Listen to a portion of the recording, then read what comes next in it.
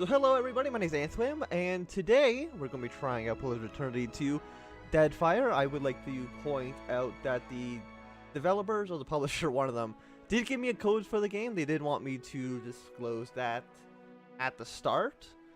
But we're just going to be trying it out. We'll just see how it is. Basically just go on classic. I feel that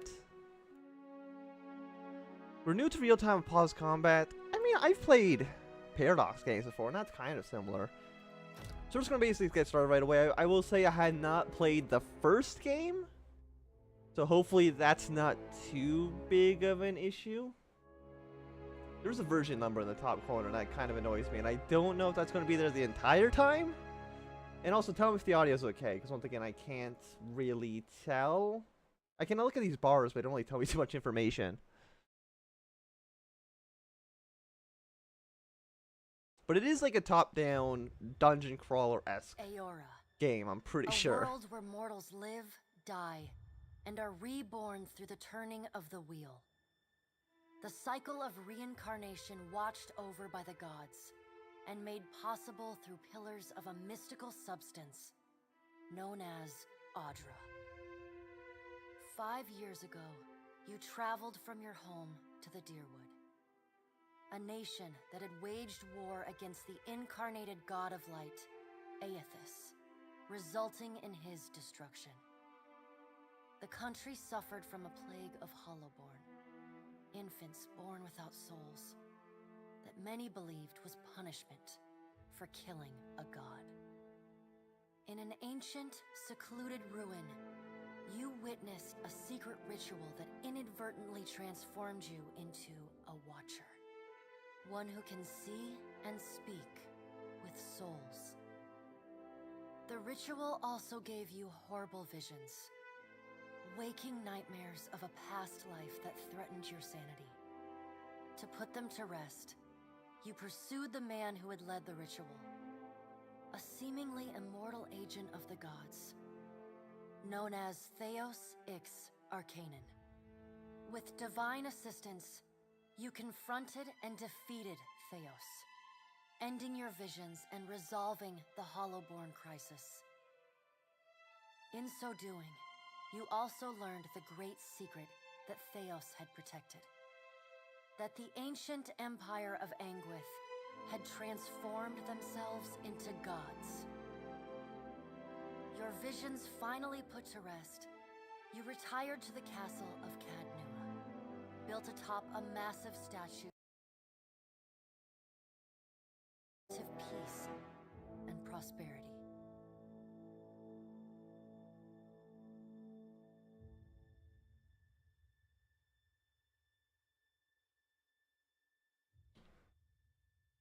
Like I said, I haven't played this game before, so I'm assuming this is basically just a recap of the first game. You fixing up that old keep? Lifting the curse?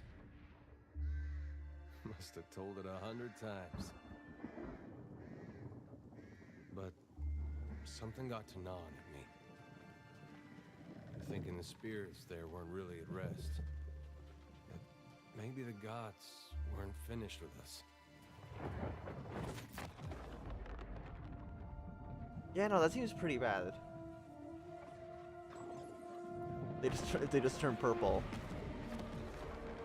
I used to dream that when my God came back, he would forgive us.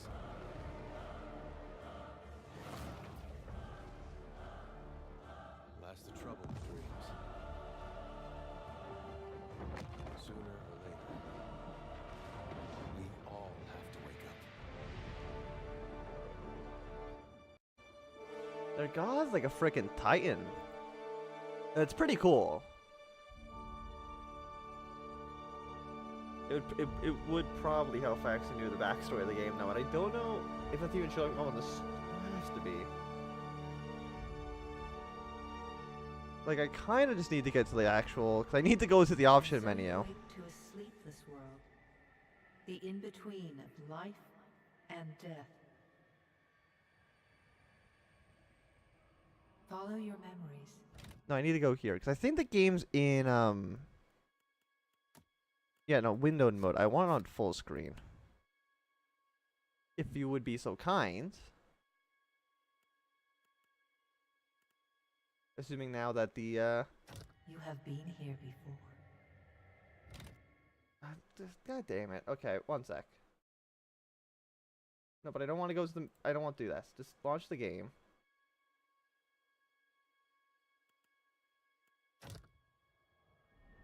So it doesn't recognize the screen when. How do I just. I don't want to. There. Is it not on. Editor? Is it not just on display cap? It should be just capturing the entire screen. I don't understand why it would not be capturing the game. Any full screen application. Yes?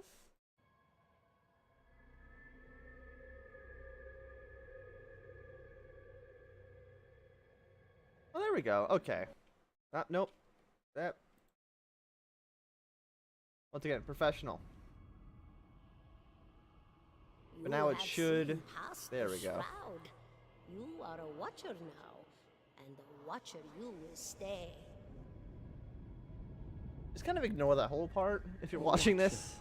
Sees souls, knows their pasts, and the souls see them back.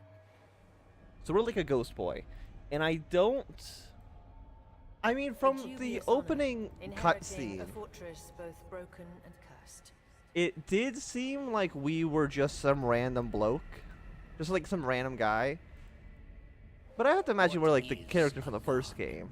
A higher power, a rewarder of good deeds and punisher of the wicked. Like, I haven't played much of this game. I've only really done this opening scene to make sure the game actually ran properly. The gods aren't real, but something else entirely. Something created by people. I mean, because I know you can import your character from the first game, which, of course, I don't have a character from the first game. Meant to understand that their comprehension is beyond you. I mean, not really. Ever consider other things? I mean, I know the first game didn't have voice acting. Let them decide what to do. Or at least I'm pretty sure it didn't. Cause I have no clue who the hell these characters are. I'm assuming they were big players in the first game, but I don't know. Come.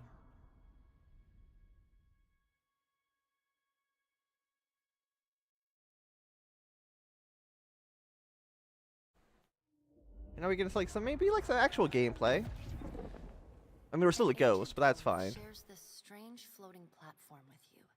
His face is creased by so many wrinkles that his features lie buried amid shadowy pockets of skin. Still, the dwarf's well-practiced habits have left telltale tracks of a welcoming rictus across his visage.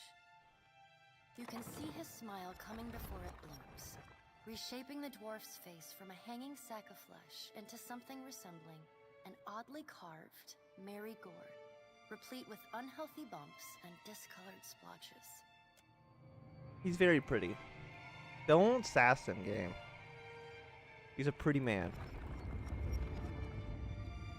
Like, this is basically it. This is basically, there's like a chair, and this is as far as I got playing my first time. But I know this is basically where you make the character. Please.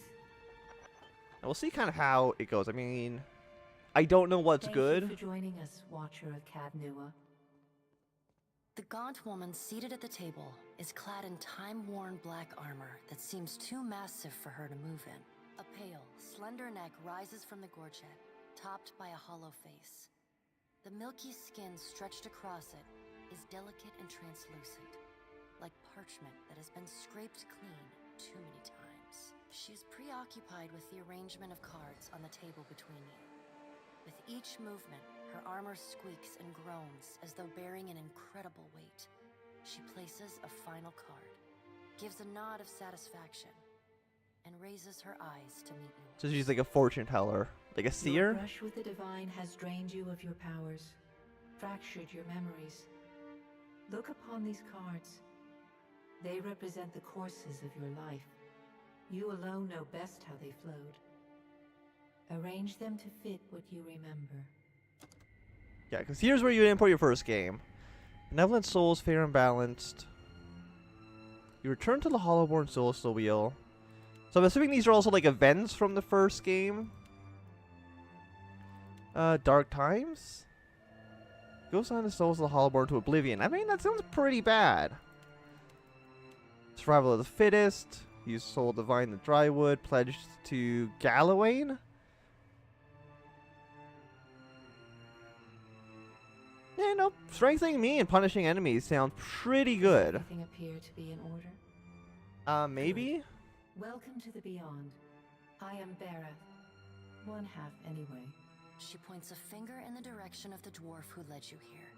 Though the movement is slight, her gauntlet squeaks like a rusty hinge. The dwarf's rictus returns as he nods in the woman's direction. Tell me, do you remember when we last met? No. So I'm gonna probably just say 3, remain silent. I spoke with other gods in the Hall of Stars and pledged myself to them. No, I don't remember. She places a card on the table showing a tall tower. The gods' constellations are arrayed around it in the sky. You remember now. The Hall of Stars in Twin Elms, where you spoke with the gods.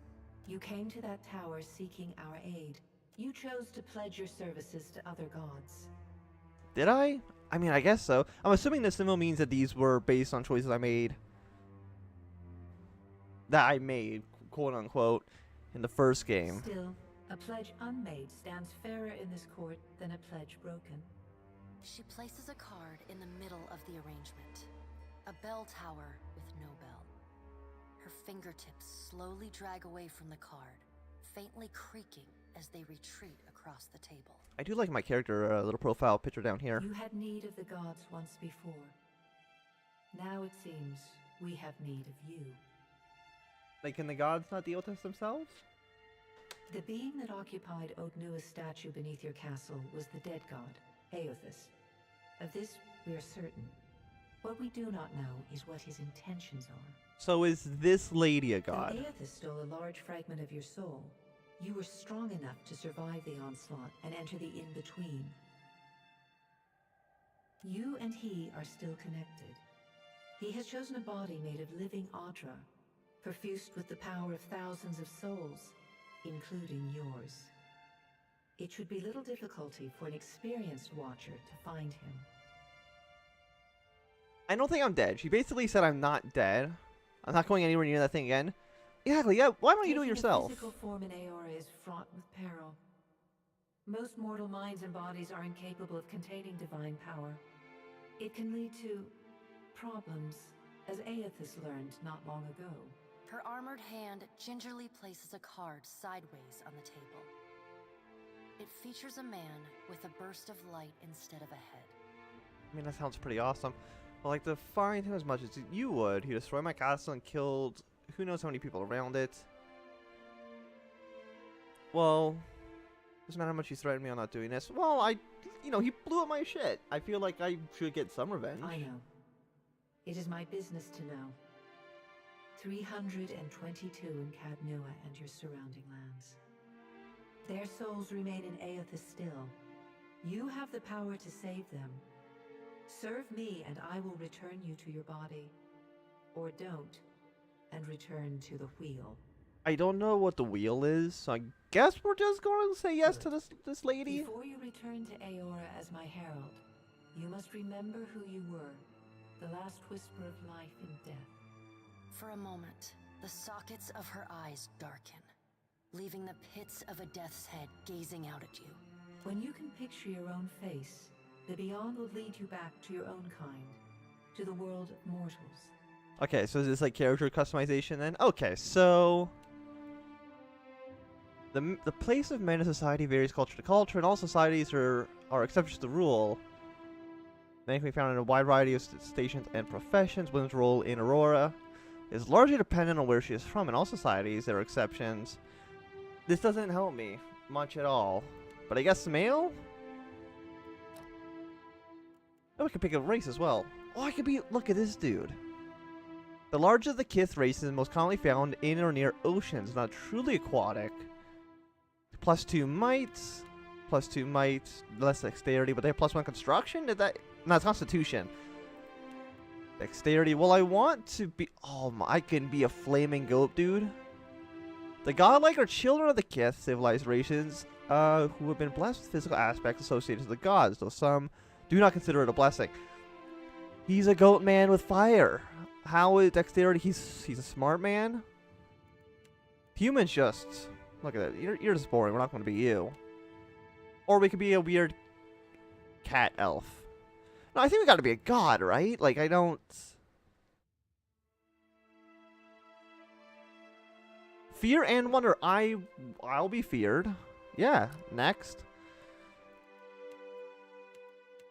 Fire, nature, moon.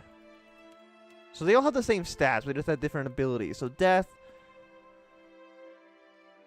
Against all targets that are near death, I get increased damage when they're almost dead.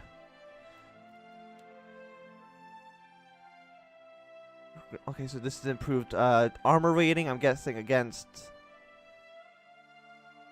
When I'm almost dead, I get armor. They will automatically start cheating. No, I think I want this guy. He's a weird guy, but I kind of want him. Body type. I mean, does it matter? Okay, that's just ridiculous. Might as well be absolutely massive, right? Would you like to make a single class or multi-class? Are not recommended. I will be single class then. So barbarian, resource rage. Well, I'm probably just gonna go with like a fighter, even though I know that's boring. Priest, rogue. Paladins are martial zealots, devoted to a god. I am a god though, aren't I? Well, I'm godlike. Worldview, paladins are respect and admiration, and if a bit of fear. Well, major role. Oh no, I don't want to be a support. I want to be just a DPS. Striker. Minor role. I mean, crowd control is not bad. Heavy damage. Yeah, no, I like heavy damage. I think probably like a barbarian then. I mean, I'm a god of death. Well, godlike of death. So I think.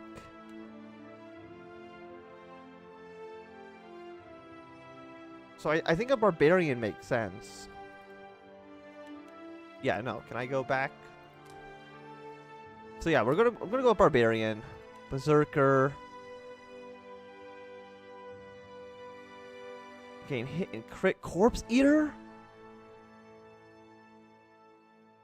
All rage abilities are increased by... No, I'm going to eat people. Absolutely. Ability. So I get Frenzy as a barbarian into a frenzied state, granting strong and fit inspirations. As well as action speed bonus. When frenzied barbarian receives a deflection penalty. Combat only. No. Noise loud, noise extremely loud. 5 meters, 45-degree cone. Well, sure, let's yell. I don't have a mouth, but I'm sure that's not going to be a big issue.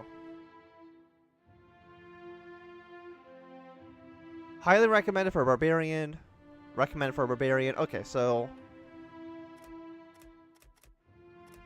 let's go 5 here. More health is always good, and then... I guess I'll just basically go with what the game...